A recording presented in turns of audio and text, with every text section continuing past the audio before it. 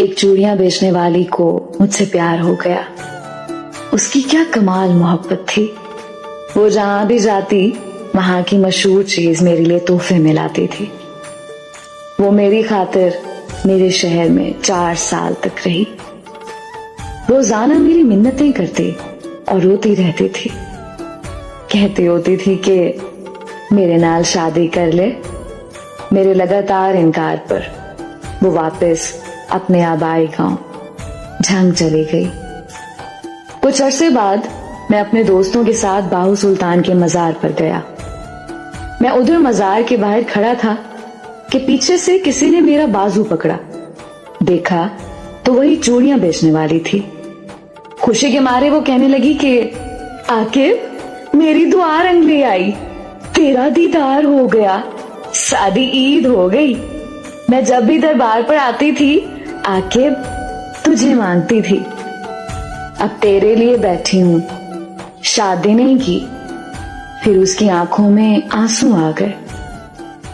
کہنے لگی بھیک مانگنا, چوڑیاں بیچنا میرا قصور تو نہیں ہے نا. یہ تو میری قسمت کا, میرے نصیب کا قصور ہے.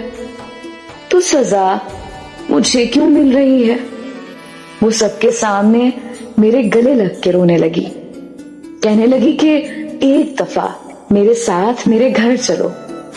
میرے پاؤں پکڑ لیے. سب لوگ دیکھ رہے تھے. میری بہت بےزتی ہوئی. لوگوں کا مجمع لگ گیا. دوستوں نے بولا کہ چلو ایک دفعہ ہو آتے ہیں. میں نے ہاں کر دی. تو وہ بھاگ کر گاڑی میں بیٹھ گئی. اس کا گھر 50 کلومیٹر دور تھا. سارے راستے وہ بہت خوش تھی. ہم اس کے گاؤں پہنچ گئے. وہاں سب گھر کچے تھے لیکن صفائی پکے گھروں سے بھی زیادہ تھی. سب لوگ مجھے عجیب نظروں سے دیکھ رہے تھے. ہم ان کے گھر پہنچے تو اس کی سب سہیلیاں جمع ہو گئیں. پھر اس نے ہمارے لیے کیا مزے کا کھانا بنایا. اس کے گھر والوں نے مجھے بتایا کہ یہ لڑکی تو سارا وقت تمہارے نام کی تسبیح کرتی رہتی ہے. اور پھر جب ہم واپس آنے لگے تو اس کی آنکھوں سے آنسو نہیں رک رہے تھے. میرے ہاتھ چوم کر کہنے لگی کہ تیرا قصور نہیں ہے, میری قسمت کا قصور ہے جو میں چوڑیاں بیچنے والی کے گھر میں پیدا ہوئی.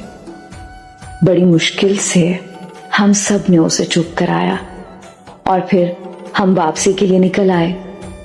میں کار کے شیشے میں سے دیکھ رہا تھا کہ وہ تب تک دیکھتی رہی جب تک ہماری گاڑی اس کی نظروں سے دور نہیں ہوئی.